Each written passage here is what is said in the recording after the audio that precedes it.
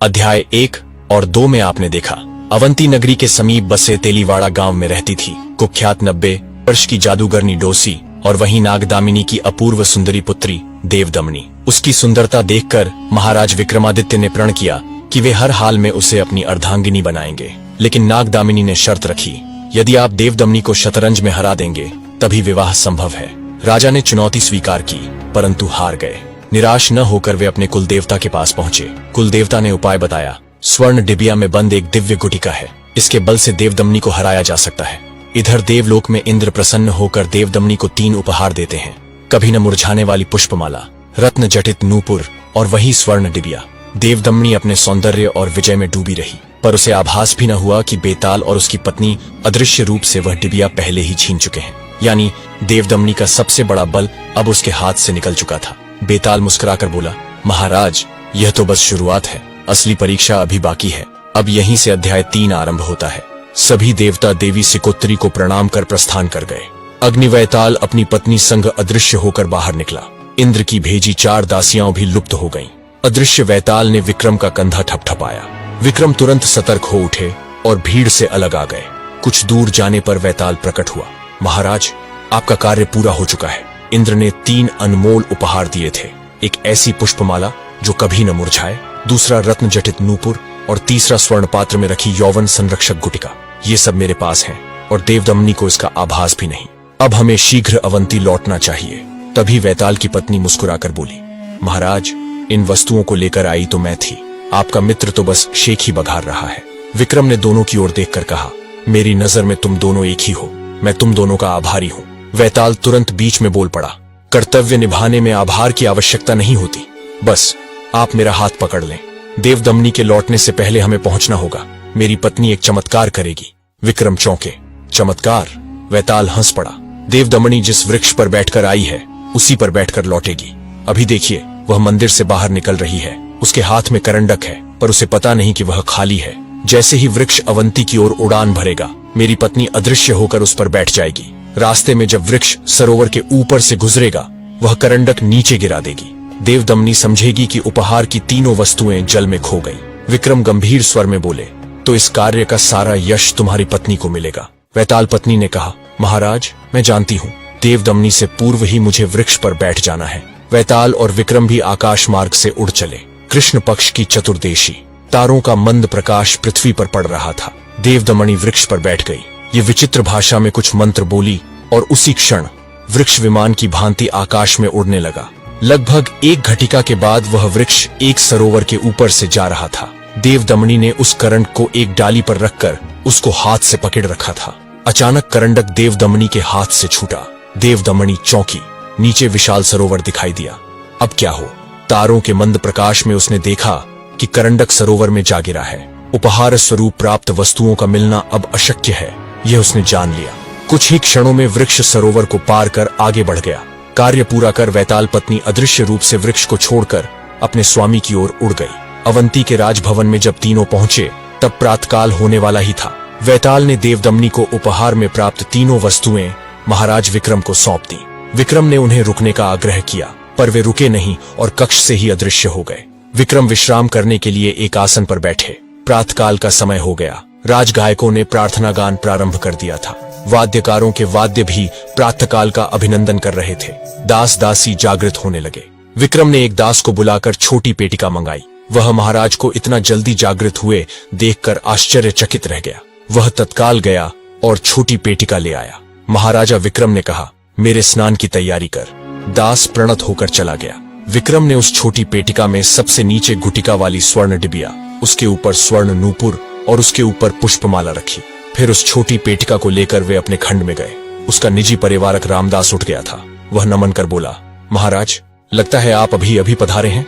हाँ रामदास, महादेवी अभी सो रही हैं। हाँ कृपानाथ, देर रात तक दोनों महादेवियां आपकी प्रतीक्षा में जागती रहीं, क्या उन्हें जगाऊं? विक्रम ने मुस्कुराकर कहा, नहीं, तू मेरे वस्त्र तैयार कर और इस पेटिका को सुरक्षित रख। जब मैं शतरंज खेलने जाऊं तब मेरे पास पहुंचा देना। जी महाराज, कहकर रामदास ने पेटिका संभाल कर रख दी और बाहर चला गया। इधर जब विक्रम स्नान गृह में गए तभी दोनों रानियां भी जागकर बाहर आ गईं। रामदास से महाराज के लौट आने की बात सुनकर वे निश्चिंत हो गईं। समय बीतते ही विक्रम उस छोटी पेटिका को लेकर शतरंज मंडप में पहुंचे। देवदमनी अभी तक वहां नहीं आई थी। विक्रम ने पेटिका इस तरह रख दी कि खोलने पर भी उसमें रखी वस्तुएं देवदमनी की नजर में न आए। लेकिन विक्रम के मन में अभी भी देवदमनी की छवि नाच रही थी। वह अद्भुत नृत्य, वह रूप और वह सिद्ध, सब कुछ देखकर विक्रम का हृदय आश्चर्य से भर गया था। मेरे ही राज्य की एक साधारण तेलिन कन्या में इतनी कला, इतनी शक्ति। विक्रम ने मन ही मन ठान लिया, आज उसे झुकाना ही होगा। उसी समय मंडप का द्वार खुला। देवदमनी अपनी मां नागदमनी के साथ भीतर आई। विक्रम ने दोनों का स्वागत किया। नागदमनी ने कहा, कृपानाथ, आज प्रातः के कार्यों में थोड़ा विलंब हो गया, इसलिए आने में देर हुई, क्षमा चाहती हूँ। विक्रम ने सहज स्वर में उत्तर दिया, नहीं नहीं नागदमनी, संसार के कामों में थोड़ी देर होना स्वाभाविक है। फिर उन्होंने देवदमनी की ओर देखा। देवदमनी, तुम्हारा चित्त प्रसन्न है ना? देवदमनी आत्मविश्वास से बोली, हाँ महाराज, आज मैं और भी अधिक उत्साह में हूँ। दूसरी बार आपको हराने आई हूँ। विक्रम हंस पड़े, बहुत अच्छा। यदि मैं हार भी गया तो यह गर्व रहेगा कि इतनी सुंदर नारी से पराजित हुआ। और इस तरह शतरंज का खेल आरंभ हुआ। परंतु इस बार खेलते खेलते विक्रम गहन विचारों में खो जाते और उनकी चालें धीमी होने लगी। इस प्रकार 8-10 चाल चलने के पश्चात देवदमनी ने पूछा, महाराज, आज आप अस्वस्थ तो नहीं हैं? इतने विचार मन्न कैसे हो जाते हैं? विक्रम ने धीरे से कहा, देवी, मैं बिल्कुल स्वस्थ हूँ, लेकिन पिछली रात मैंने एक अजीब स्वप्न देखा। उसने मेरे मन पर गहरी छाप छोड़ दी है। चाहकर भी उसे भूल नहीं पा रहा। देवदमनी ने आश्चर्य से पूछा, स्वप्न? हाँ देवदमनी, मुझे अक्सर स्वप्न आते ही नहीं, पर इस बार क्योंकि उसमें तुम थी, इसलिए मैं उसे भुला नहीं पा रहा। देवदमनी मुस्कुराई, महाराज, यदि आपकी इच्छा हो तो मुझे वह स्वप्न सुनाइए। विक्रम कुछ क्षण मौन रहे, फिर गंभीर स्वर में बोले, देवी, स्वप्न बड़ा ही विचित्र था। मैं एक ऐसे पर्वत पर चढ़ रहा था जिसे मैंने पहले कभी नहीं देखा। भूख और प्यास से व्याकुल था। संध्या ढल चुकी थी और घना अंधकार छा रहा था। शरीर में चलने की शक्ति भी नहीं बची थी। तभी मुझे दूर एक छोटी सी झोपड़ी दिखाई दी। मैं वहां पहुंचा। अंदर वनवासी रहते थे। उन्होंने मुझे भोजन दिया। मन को बहुत संतोष हुआ। फिर वे बोले, भाई, आज हमारी माताजी का उत्सव है, क्या तुम हमारे साथ चलोगे? मैं अकेला था, सो उनके साथ चला गया। हम एक विशाल मंदिर के प्रांगण में पहुंचे। मंदिर इतना प्रकाशमय था कि मानो दिन हो। चारों ओर सुगंध फैली हुई थी। मैं आश्चर्यचकित होकर देख रहा था कि मंदिर के सभा मंडप में अनेक देवता बैठे हैं और उनके सामने तुम नृत्य कर रही हो। देवदमनी यह सुनकर चौंकी, पर तुरंत हंस पड़ी। क्या आपने मुझे देखा? असंभव, देवताओं के बीच में कैसे पहुंच सकती हूँ? विक्रम ने कहा, लेकिन मेरा स्वप्न सुनने योग्य था। जैसे ही तुमने पहला नृत्य पूरा किया, देवताओं में श्रेष्ठ एक देव ने तुम पर पुष्पमाला डाली। तुमने वह माला थामी और उसे आगे बैठी 5-6 सुंदर स्त्रियों की ओर उछाल दी। देवदमनी सिर हिलाकर बोली, महाराज, यह स्वप्न कभी सत्य नहीं हो सकता, आपको भ्रम हुआ होगा। विक्रम ने दृढ़ स्वर में उत्तर दिया, नहीं देवी, यह भ्रम नहीं था। मैं जिसे एक बार देख लेता हूँ उसे कभी भूल नहीं सकता। देवदमनी मुस्कुराई, नहीं महाराज, यह केवल स्वप्न था और कुछ नहीं। विक्रम ने गंभीर स्वर में कहा, नहीं देवी, मेरे पास उसका प्रमाण भी है। उन्होंने गुप्त पेटिका खोली और उसमें से नंदनवन की पुष्पमाला निकालकर देवदमनी की ओर उछाल दी। देखो, यही पुष्पमाला मैंने स्वप्न में देखी थी और जब जागा तो यह मेरी शैया पर रखी मिली। माला देखते ही देवदमनी का चेहरा क्रोध से लाल हो गया। वह मौन रही। विक्रम ने फिर शतरंज पर ध्यान दिया। मात्र आधे घंटे के भीतर ही देवदमनी बाजी हार गई। नागदमनी चौंक उठी। मेरी पुत्री, जो कभी किसी से पराजित नहीं हुई, आज यह कैसे हार गई? उसके मन में यह भी कौंधा। कल रात तो देवदमनी स्वयं सिकोत्तर पर्वत गई थी। इंद्र ने पुष्पमाला दी थी, पर वह तो सरोवर में गिर चुकी थी। फिर यह यहाँ कैसे? विक्रम ने दूसरी बाजी प्रारंभ की। देवदमनी ने स्वयं को संभाला और फिर खेल में उतर पड़ी। विक्रम मुस्कुराए, देवी, मेरा स्वप्न तुमने पूरा नहीं सुना। जब तुमने दूसरा नृत्य किया तो वह और भी अद्भुत था। उसी समय एक महान देवता ने तुम्हें उपहार स्वरूप रत्न जटित नूपुर भेंट किया। देवदमनी चिढ़कर बोली, महाराज, स्वप्न कभी सत्य नहीं होते, यह असंभव है। विक्रम ने पेटिका से नूपुर निकाला और उसकी गोद में रख दिया। तो यह देखो, यही नूपुर मैंने स्वप्न में देखा था और यह भी मेरी शैया पर मिला। देवदमनी का चेहरा गुस्से और व्याकुलता से तमतमा उठा। उसका ध्यान बिखर गया और वह दूसरी बाजी भी हार गई। विक्रम ने मुस्कुराते हुए कहा, देवदमनी, अब मैंने लगातार 2 बाजियां जीत ली हैं। यदि तीसरी बाजी भी जीत गया तो तुम्हें मेरे साथ विवाह करना होगा और पंचदंड वाले छत्र का रहस्य भी बताना होगा। देवदमनी ने दृढ़ स्वर में कहा, महाराज, आपने मुझे 2 बार हराया है, पर तीसरी बार यह असंभव है।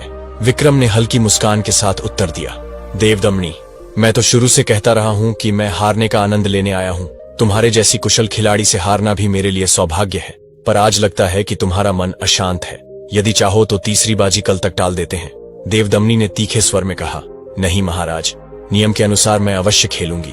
मैं तनिक भी अस्वस्थ नहीं हूं। और तीसरी बाजी शुरू हुई। विक्रम ने मुस्कुराते हुए अपनी स्वप्न कथा आगे बढ़ाई। देवी, वह स्वप्न बड़ा ही विचित्र था। मैंने देखा तुमने तीसरा नृत्य प्रारंभ किया। वह नृत्य इतना भव्य और अद्भुत था कि देवगण भी स्तब्ध रह गए। जब नृत्य समाप्त हुआ तो तुम्हें उपहार स्वरूप स्वर्ण की एक दिव्य डिबिया मिली। देवदमनी की आंखें फैल गईं। विक्रम ने धीरे धीरे पेटिका खोली और कहा, मैं सच कहता हूं देवी, ये डिबिया भी मुझे सुबह शैया पर मिली। देखो, यही रही। उन्होंने स्वर्ण डिबिया देवदमनी की ओर बढ़ा दी। देवदमनी के हृदय में बिजली सी कौंध पड़ी। उसका मन डगमगा गया और कुछ ही पलों में वह तीसरी बाजी भी हार गई। तत्काल विक्रम अपने आसन से उठे और गर्व से बोले, प्रिय, शर्त के अनुसार मैंने तीनों बाजियां जीत ली हैं, परंतु अफसोस, तुमने मेरे हारने के आनंद का भी अपहरण कर लिया। देवदमनी का चेहरा शर्म से लाल हो उठा। वह उठी और विक्रम के चरणों में झुक गई। तभी नागदमनी ने गहरी आवाज में कहा, महाराज, शर्त के अनुसार अब आप मेरी पुत्री को स्वीकार करें। आप जिस दिन चाहें उसी दिन मैं विवाह की रस्म पूरी कर दूंगी। विक्रम ने देवदमनी के दोनों हाथ पकड़कर उसे उठाया और मधुर स्वर में बोले, प्रिय, सत्य अक्सर स्वप्न का रूप धरकर सामने आता है। देवदमनी सिर झुकाए खड़ी रही। उसके होंठ मौन थे, पर मन में आंधी उठ रही थी। उसके हृदय में वही प्रश्न बार बार गूंज रहा था। मैं तो सिकोत्तरी देवी के मंदिर गई थी। मैंने इंद्र के सामने नृत्य कर 3 दुर्लभ उपहार पाए थे, पर यह रहस्य महाराज विक्रमादित्य को कैसे ज्ञात हुआ और सरोवर में खोई हुई वस्तुएं उनकी पेटिका में कैसे पहुंची? घर लौटकर नागदमनी ने पूछा, बेटी, तेरी मंत्र शक्ति के सामने कौन टिक सकता था? फिर तू कैसे हार गई? देवदमनी ने शांत स्वर में उत्तर दिया, माँ, जो हुआ अच्छा हुआ। अब मैं अपने स्वामी की मर्यादा में जीवन बिताऊंगी। नागदमनी ने आशीर्वाद दिया और कहा, ऐसा वर 7 जन्मों के तप से ही मिलता है। राजमहल में यह समाचार फैलते ही हर्ष छा गया। विक्रम ने रानियों और मंत्रियों से कहा, यह विजय मेरी नहीं, आप सबके विश्वास का परिणाम है। जनता के आनंद के लिए उन्होंने नगर में उत्सव की घोषणा कर दी। अगले दिन नगाड़ों और पुष्प वर्षा के बीच वीर विक्रम और देवदमनी का भव्य विवाह संपन्न हुआ। दीपों से सजे नगर में हर ओर जय घोष गूंज उठा। विक्रमादित्य की जय, महारानी देवदमनी की जय। भोजन समाप्त होते ही वैताल दंपत्ति मुस्कुराते हुए अदृश्य हो गए। विक्रम सीधे देवदमनी के शयन कक्ष पहुंचे। नववधू अपने स्वामी की प्रतीक्षा में बैठी थी। स्वर्णाभूषणों से सुसज्जित, लज्जा से लाल मुखमंडल पर आज उसका सौंदर्य और अधिक खिल उठा था। विक्रम के आते ही देवदमनी ने उठकर पुष्पमाला अर्पित की। वह मौन रही, नेत्र झुकाए खड़ी रही। विक्रम ने मुस्कुराकर कहा, प्रिय, शतरंज की बाजी में तो तुम्हें तनिक भी संकोच न था, आज इतनी चुप क्यों? देवदमनी ने मस्तक उनके वक्ष में छिपा लिया। विक्रम ने उसके मुख को उठाकर मधुर स्वर में कहा, उस दिन तुम मेरी प्रतिस्पर्धिनी थी और आज मेरी जीवन संगिनी। देवदमनी की आंखों में आंसुओं के मोती चमक उठे। नवविवाहिता देवदमनी लज्जा से मुस्कुराई। विक्रम ने प्रेम पूर्वक कहा, प्रिय, जब पहली बार तुम्हें देखा था तभी मन ठहर गया था। आज मैं प्रसन्न हूँ कि तुम जैसी गुणवती पत्नी मुझे मिली हो। विक्रम ने उसे अपने साहसिक अभियानों और सिकोत्तर पर्वत की कथा सुनाई। सुनकर देवदमनी बोली, आप सचमुच बड़े खिलाड़ी हैं, पर अब आपको पंचदंड छत्र का रहस्य जानना होगा। वह छत्र भंग हो चुका है और उसकी सामग्री प्राप्त करना अत्यंत दुष्कर कार्य है। विक्रम मुस्कुराए, मेरे लिए असंभव को संभव करना ही सबसे बड़ा सुख है। तुम्हारे विश्वास और वैताल मित्र की सहायता से मैं सफल अवश्य होऊंगा।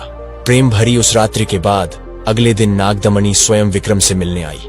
उसने कहा, महाराज, मेरी पुत्री पवित्र है, उसकी देखभाल आपकी जिम्मेदारी है। विक्रम ने उत्तर दिया, देवी, अब वह मेरी अर्धांगिनी है। उसके सुख और मर्यादा की रक्षा मेरा धर्म है, परंतु मुझे पंचदंड छत्र के रहस्य की जानकारी अवश्य चाहिए। नागदमनी बोली, महाराज, वह छत्र प्राप्त करना कठिन ही नहीं बल्कि जीवन पर संकट ला सकता है। सोच समझकर ही कदम बढ़ाइए। विक्रम दृढ़ स्वर में बोले, यदि विपत्ति ही मेरे पथ में आएगी तो वही मेरी अगली विजय बनेगी। इतना कहकर नागदमनी ने अपने रहस्यमय वचनों से पंचदंड छत्र की गाथा आरंभ की। उसके मुख से निकली हर बात विक्रम के जीवन में एक नई चुनौती बनने वाली थी। आखिर क्या है पंचदंड छत्र का रहस्य? क्यों उसके लिए प्राण तक जोखिम में पड़ सकते हैं? क्या विक्रम इस अग्नि परीक्षा को पार कर पाएंगे? इन प्रश्नों का उत्तर मिलेगा अगली कथा में, पंचदंड छत्र का रहस्य।